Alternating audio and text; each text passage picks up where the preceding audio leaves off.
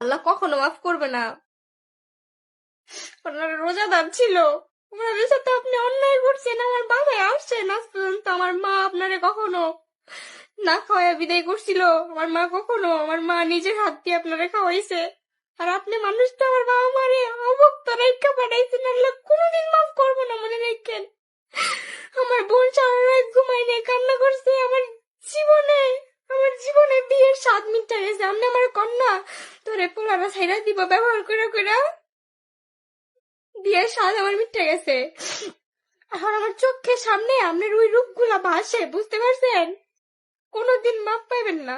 মাফ করার মালিক তো আমরা না, আল্লাহ। আল্লাহ কখনো ছাড় দিবে না। আপনি আমার এই রোজার মাসটা আমার শান্তিতে থাকতে দিলেন না। আমার সাথে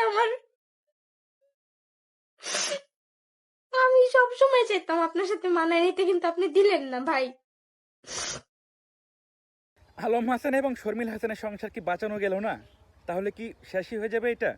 আপনাদের কি এটাই মনে হয় আদৌ? আমার কিন্তু এখনও ভাই বিশ্বাস হচ্ছে না। আমার কাছে এখনও মনে হচ্ছে এটা স্টান্টবাজি, শুধু স্টান্টবাজি, আর কিচ্ছু না। আচ্ছা, আমি আপনাকে একটা কথা বলি, শোনেন।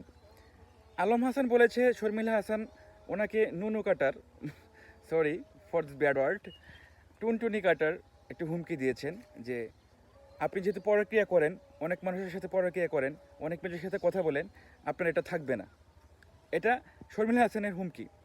পক্ষান্তরে আলম হাসান বলতেছেন যে আমার ওয়াইফ ভালো না, সে ডেটিংয়ে যায় বিভিন্ন ছেলের সাথে, উনি যখন বাসায় থাকেন না।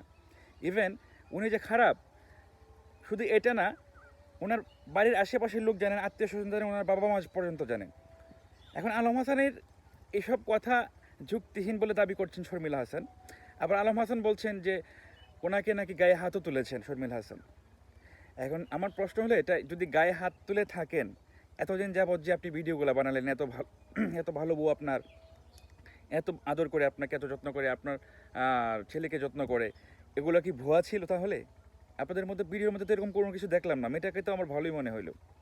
আর শর্মিলা হাসান বলছেন যে আলম হাসানের 8 মাসের সংসারে আমি এমন কিছুই পাইনি, 4 জোড়া জুতা, 7টা ড্রেস পেয়েছি। আচ্ছা বোন, আপনাকে বলি যে 8 মাসের সংসারে আপনি 4 জোড়া জুতা পেয়েছেন, 8টা জামা পেয়েছেন, এটা অনেকেই হয়তো পায় না। হয়তো আপনার জন্য কম হতে পারে, কিন্তু অনেকেই হয়তো পায় না। এটা এটা মোটেও কম না, তুলনামূলকভাবে ঠিক আছে। আলম হাসানের মতো একটা লোক আপনাকে এতে দিয়েছে। আলম হাসান তো একবার কোটি কোটি টাকার মালিক, এরকম কিছু না। আর আপনি তাকে বিয়ে করেছেন, জেনে শুনেই বিয়ে করেছেন। এখন এগুলো বলার কোনো মানে নেই। আর আলম হাসানের দাবি যে আপনি যে ভিডিওতে যে বান্ধবীদেরকে দেখান, যে বান্ধবী আপনার কাছে চলে এসেছে, সেই বান্ধবীর নাকি আরও 4-5টা বিয়ে হয়েছে, 15 লাখ টাকা নিয়ে এসেছে ওনার জামাইয়ের কাছ থেকে। এখন সঙ্গদোষে লোহাবাসে কথা একটা বলাই যায়। তৃতীয় কোনো ব্যক্তি আপনার সম্পর্কে না আসুক, তৃতীয় ব্যক্তি আসলেই আপনার সম্পর্কটা নষ্ট হবে। আপনি একটা গ্র্যান্ড এন্ট্রি দিচ্ছেন অন্য পাবলিক আসার জন্য অথবা অন্য মানুষ আসার জন্য আপনার সম্পর্কের মধ্যে। আর আলম হাসান, উনি আগে সংসার ছিল, ওনার একটা ছেলে আছে, সবাই আপনারা জানেন। আলম হাসান বলছেন যে এটা তার বিরুদ্ধে ষড়যন্ত্র হচ্ছে, এবং তিনি এখনও শর্মিলা হাসানের সাথে সংসার করতে চান।